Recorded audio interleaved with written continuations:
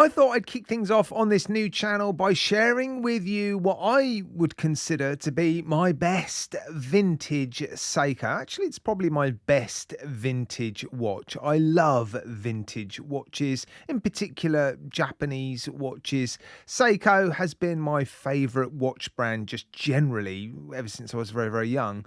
And it is probably my favorite vintage watch brand as well. But I do love, others like Citizen. They produce some incredible vintage watches, but I've bought more vintage Seikos than anything else, and I've seen some incredible watches, which is why I thought I need to set up a channel to share some of these wonderful watches with you, share a little bit of knowledge. I do also like to refurbish old watches, so I'm going to show you little bits and pieces on how I do that, but this one needed no work whatsoever because this is a 50-year-old watch that, according to the previous owner, has never been worn. So it's what's called a new old stock watch. And it is absolutely stunning. It is a Seiko Elnix, and Elnix watches are just incredible.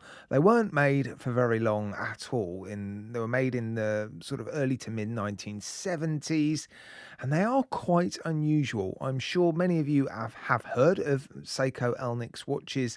They're sort of a cross between a mechanical watch, well, not really a quartz, but they're electro-mechanical watches. So the power comes from a battery, and there is a balance wheel and a balance spring inside, and they were sort of, well, the last hurrah before the quartz crisis. Seiko stopped making these in 1976, I believe, 1977 potentially, because quartz took over and there was just no need in the end.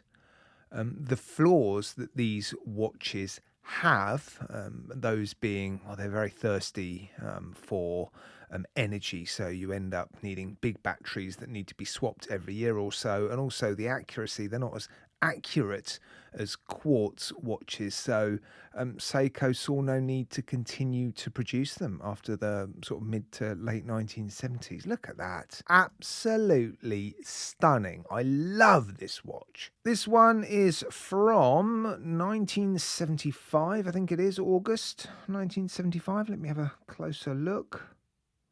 Yep, August 1975. The only thing I've done to this watch is I just polished that outer ring on the case back a little bit because someone's been a little bit rough, or someone had been a little bit rough when doing a battery swap. So they'd put some scratches in it, and I don't know, it's in such good condition. I mean, it looks like it's never been worn. It just seemed a shame to have some scratches on the case back. I don't wear it. I just bought it because I'm fascinated by the technology. I just thought, oh, what a rare opportunity to pick up a Seiko this old, older than 50 years old. It's older than me, this watch. What a rare opportunity to pick a watch in such unbelievable condition. And apparently, I'm not convinced, but apparently this is the original box. I did search through AI. I sort of looked into it a little bit, the packaging that would have come with this watch.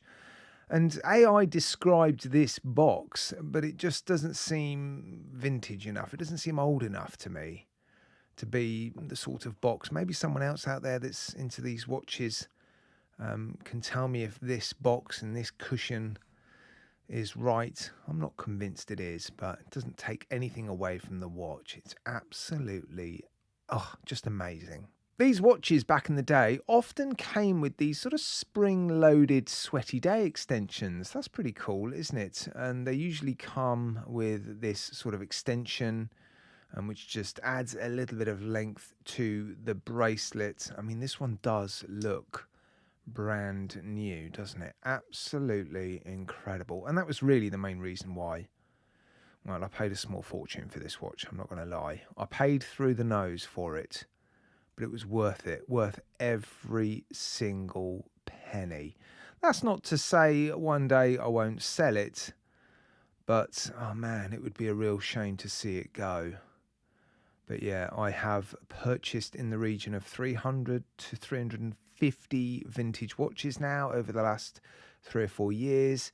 many of which I have refurbished and sold. I'll put some links in my video description. If you're not in the UK and you're interested in buying vintage watches from myself, email me. I'll put an email address in the video description.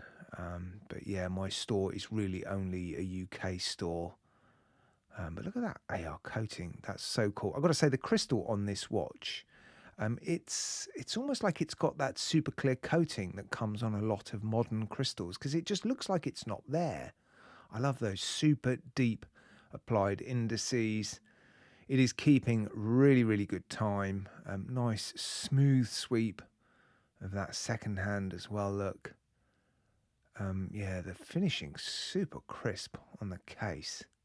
I don't think anybody's done any work on this. They've not needed to, other than the case back that I just polished up a little bit. 24,000 yen back in 1975. Not a cheap watch, but also not an overly expensive watch. Quartz watches, when they launched, when they first went into full production, were not cheap. They were more expensive than these, quite a bit more expensive. But what makes these appealing is their rarity, because they were only made for a few years. Seiko did make some other electromechanical watches prior to the Elnix range being launched, the EL330s, I believe. But these were, well, I guess, the final version of these electromechanical watches. And by this point, they'd nailed the technology. And yeah, inside, this one looks brand new, as it does from the outside. Right, guys, yeah, let me know what you think in the comments section. Is this something that interests you, and do you want to see more of my sort of vintage watch collection? I've got quite a few now, a number of new old stock watches like this, yeah, which I'm looking forward to sharing with you guys. Right, I'm going to leave it there. Thanks for watching.